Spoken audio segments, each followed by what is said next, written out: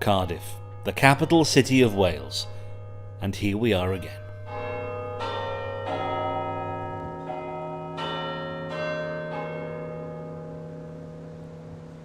This is lockdown number 3, and like the first two, some things haven't changed. Offices remain quiet, pubs and restaurants remain closed, hotels, remember them? And as for having a day out at a tourist attraction like Cardiff Castle, forget it, because we're told to stay at home. But are things different this time? The usually busy roads are light on traffic. You can take in a spot of bird watching if you want. The streets seem a little busier, perhaps because more shops are open in this lockdown. Some have been able to adapt with delivery services or click and collect. Others are closed. Who knows if they'll reopen. A new year brought new optimism. Can the curtain be raised in the months ahead? Theatres hope so, but for some, it's the days ahead which are more worrying. So how long have you been sat here then, waiting for a fare? Sir, roughly about 2 hours now. 2 hours? 2 hours. Is that normal these days? No, lockdown, is just wait 2 hours. How long can do you think, last like this now, with lockdown going on? I don't know. Is it possible to make a living at the moment? It's very hard to live, sir. No easy time for us. I got just job now. You just got a job? Yeah. As Saeed heads off to his job, we head off to Pontypridd.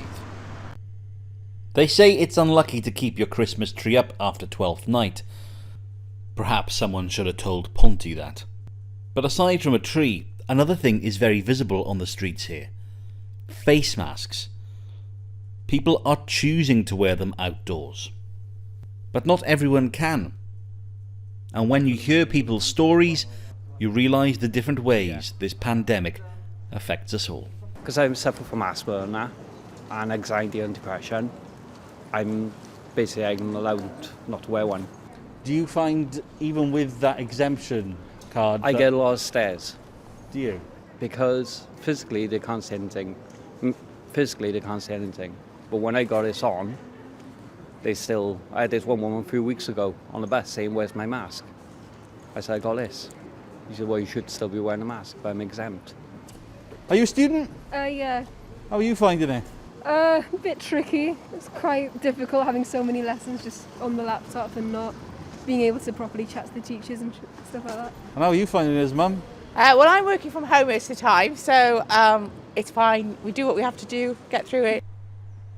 Last January, Treorchy was named the UK High Street of the Year. What a difference 12 months make. Now most shops are told to close, and the few that are allowed to stay open are suffering.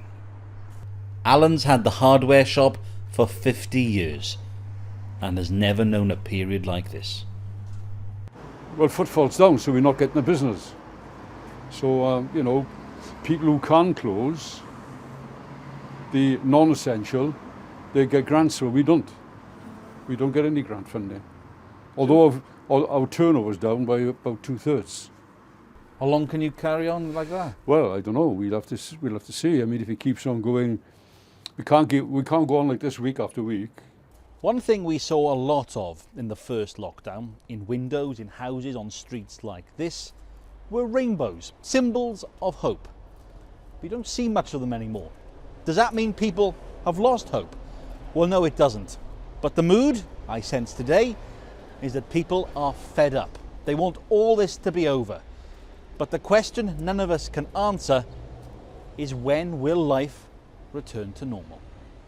Rob Osborne, ITV News.